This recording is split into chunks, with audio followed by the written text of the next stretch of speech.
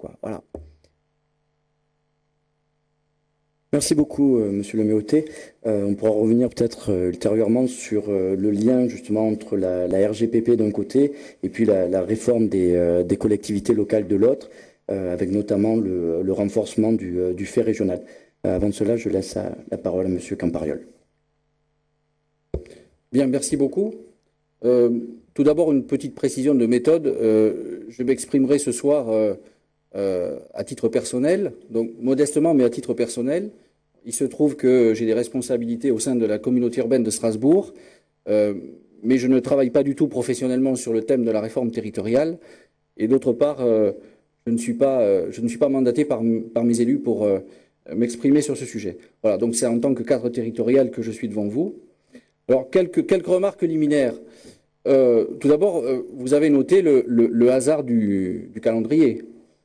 Donc, nous avons organisé les choses parfaitement, puisque vous avez pu disposer du rapport la semaine dernière, puisqu'il était téléchargeable sur le site du comité Balladur. Et ce matin même, M. Balladur a remis le rapport au chef de l'État.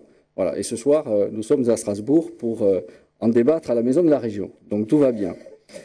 Vous aurez noté également, d'ailleurs, que sur le sujet brûlant, finalement, qui est le sujet du regroupement des régions, le rapport ne cite aucune région.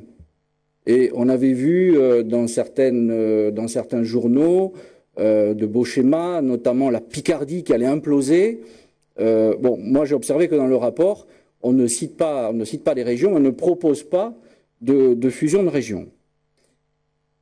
Deuxième remarque liminaire. Alors moi aussi j'ai observé quelque chose qui est tout de même intéressant, c'est que sur un plan purement politique, vous avez observé que l'UMP et ses alliés ne disposent pas de la majorité des 3/5 au Congrès.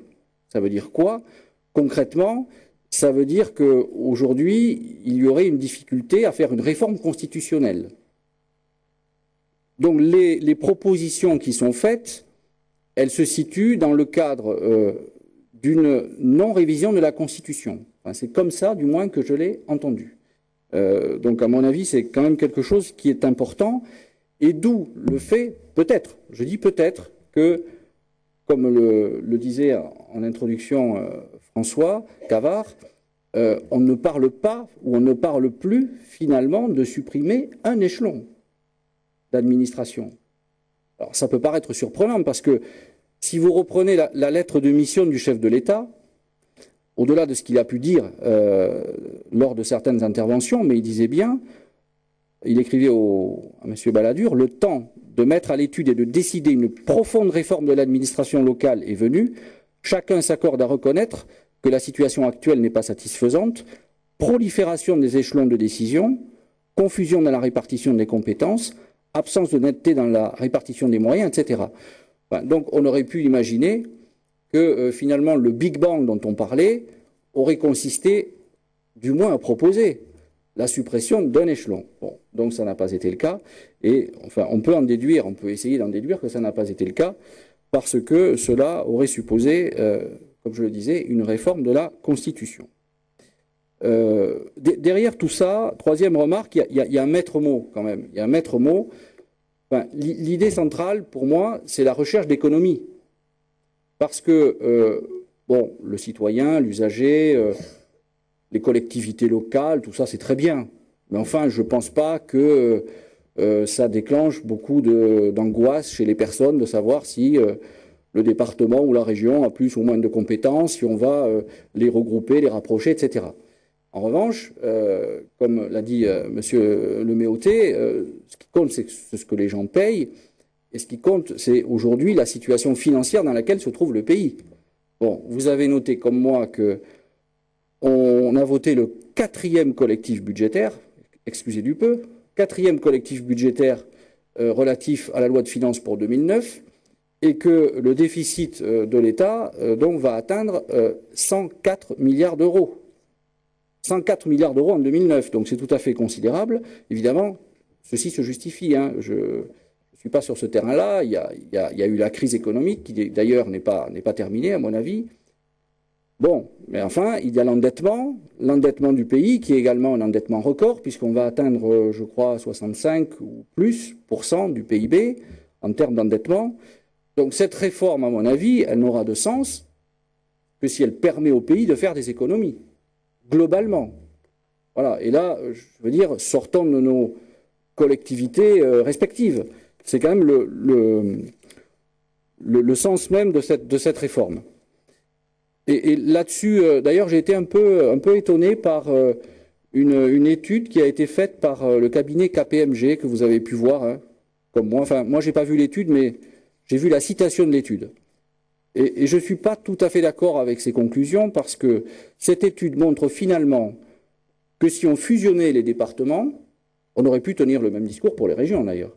Mais cette étude montre que si on fusionnait les départements, nous n'aurions que des économies résiduelles, que le cabinet évalue à 0,7% des budgets des deux départements en question.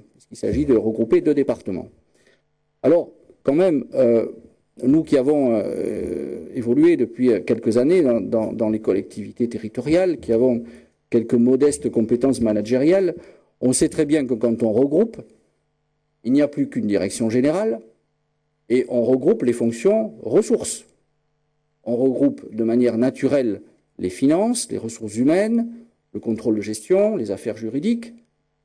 Donc, si on me dit que tout ça, ça ne fait pas des économies, c'est que franchement, je n'ai rien compris. Voilà. Bon, donc c'était une incidente sur l'aspect recherche d'économie. Alors maintenant, finalement, la question qui nous est posée, c'est ce rapport est remis donc depuis ce matin au chef de l'État. Qu'est-ce qu'il va devenir? Quel va être le devenir de ce rapport?